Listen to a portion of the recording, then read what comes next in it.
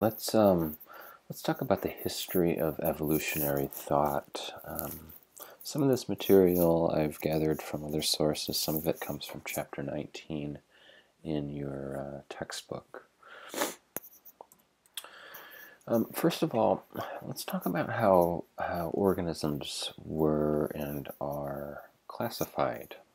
We're going to come back to this in the taxonomy and phylogenetics section of the course, but I think it's worth mentioning here.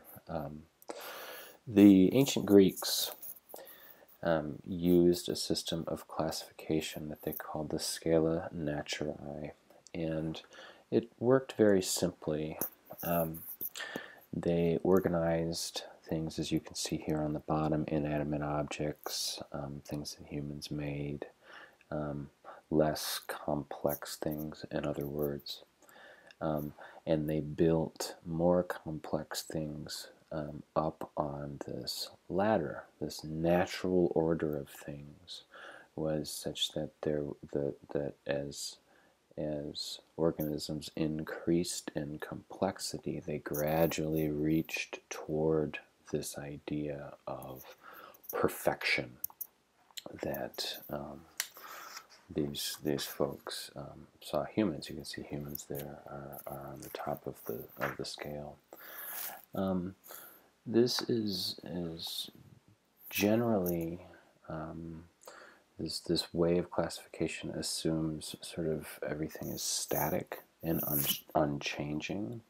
The rungs of this ladder didn't move. The organisms on this ladder did not ever increase in complexity. In fact, they didn't change at all. Everything was perfect and permanent. And then came Linnaeus. We still use Linnaean classification.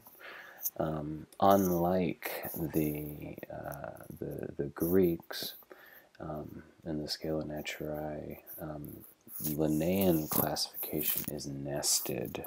In other words, he grouped like with like.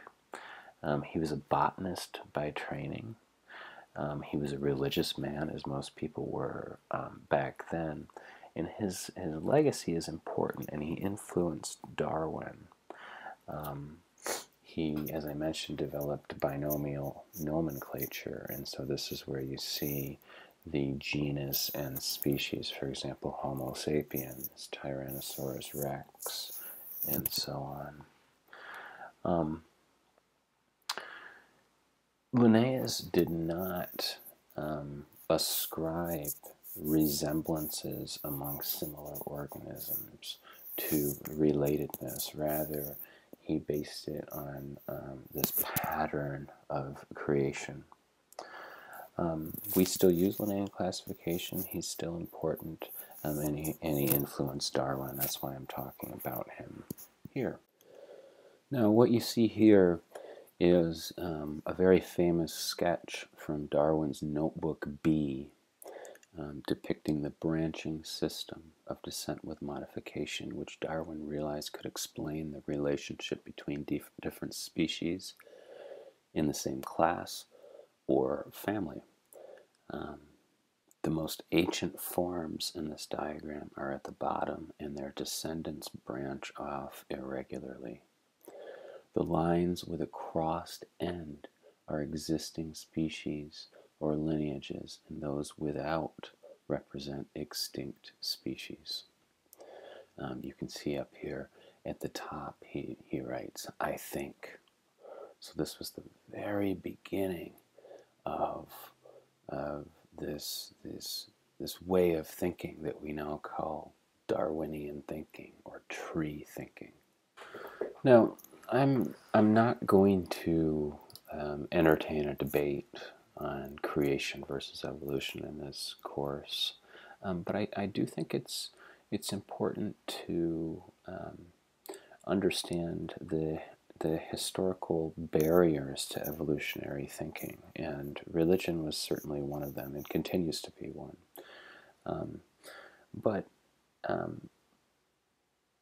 another one that is commonly brought up is this idea of complex structures. For example, many creationists will say that something as complex as the human eye could not have possibly evolved randomly from nothing. And furthermore, 5% of an eye, they might say, is useless. Now let's take the last part of this statement. 5% of an eye is not useless. We will see, for example, in the phylum Platyhelminthes, the flatworms, that they have very simple pigment spots that allow them to simply sense light versus dark. And that's certainly useful to a semi-aquatic organism who doesn't want to dry out, right? The first part of the statement is true. Something as complex as the human eye could not possibly have evolved randomly from nothing. The idea is just silly. Okay? I do want you to watch the video, the Richard Dawkins video on the evolution of the eye that's in the same folder as this video link.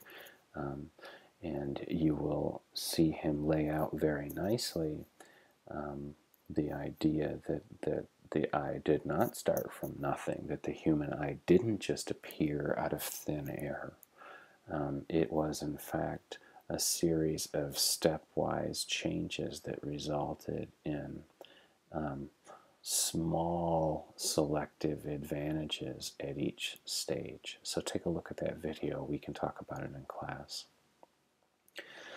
One of the other barriers to evolutionary thinking is also attached to the creationism versus evolutionary biology debate, and that is that there simply just wasn't enough time. The Earth is just too young for natural selection, or any other evolutionary force for that matter, to have resulted in the diversity of life on Earth. And if you believe that the Earth is 6,000 years old, I can certainly understand how you can see this as a barrier, but science tells us that the Earth is over 4 billion years old. Now, a billion is a huge number. It would take you 30 years to count to 1 billion. So if you imagine 4.5 billion years, that's a long time. In fact, that's plenty of time. Now, I like Richard Dawkins. I think you should read Richard Dawkins. But he has this interesting thought experiment that he proposes in one of his books called The Magic of Reality. And he says, imagine a stack of photographs, okay, with yours on top and your parents just underneath that, and your grandparents under that, and so on, your great-grandparents, your great-great-grandparents.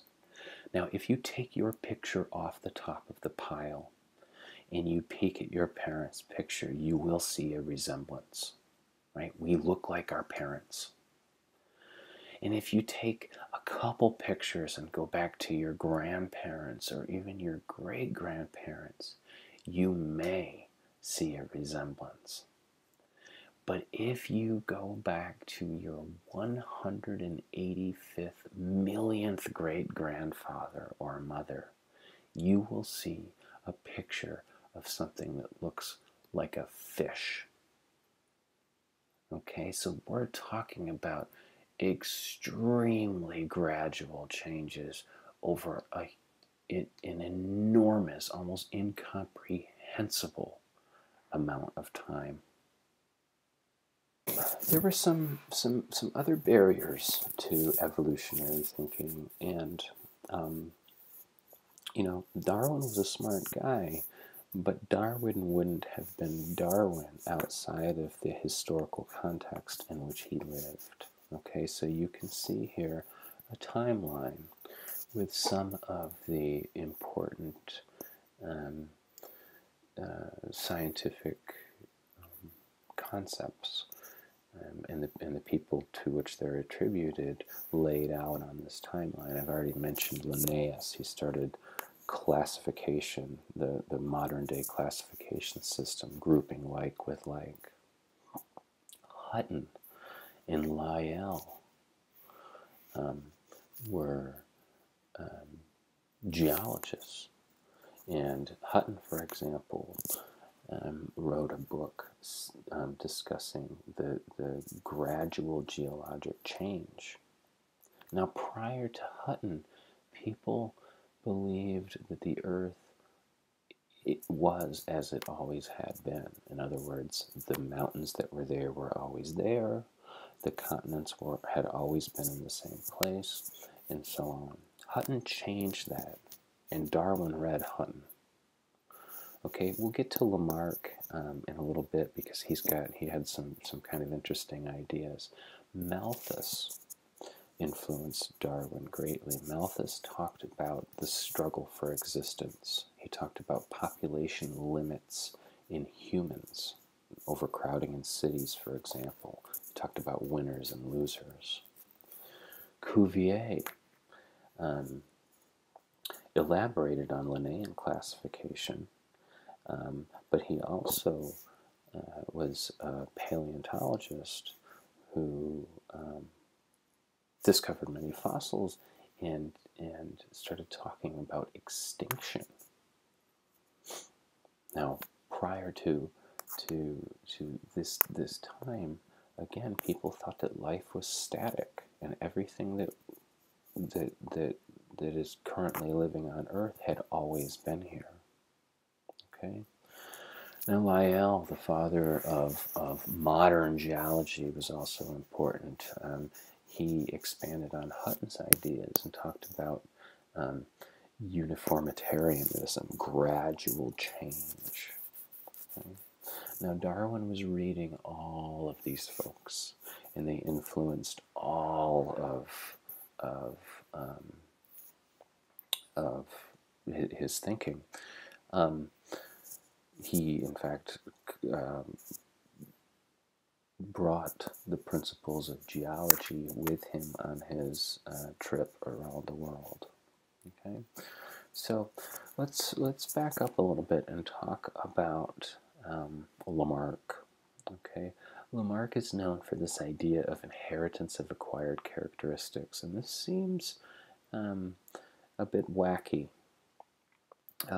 Here at the bottom of the screen, we see these giraffes stretching their necks, or this giraffe rather, stretching its neck and stretching until it finally is able to reach the leaves on a high tree. And his idea was that these traits that were acquired during one animal's or plant's life was passed on to its ancestors. Now, the reason I say that this is wacky is because one of the predictions might be that if you cut the tail off of a cat or a dog, its offspring should be born tailless, and we know that's not the case. Now, all this led to Darwin. In the next video, I would like to talk a little bit about Darwin's life, and then we will elaborate on some of his ideas. And in class, we will spend some time talking about evidence for his ideas.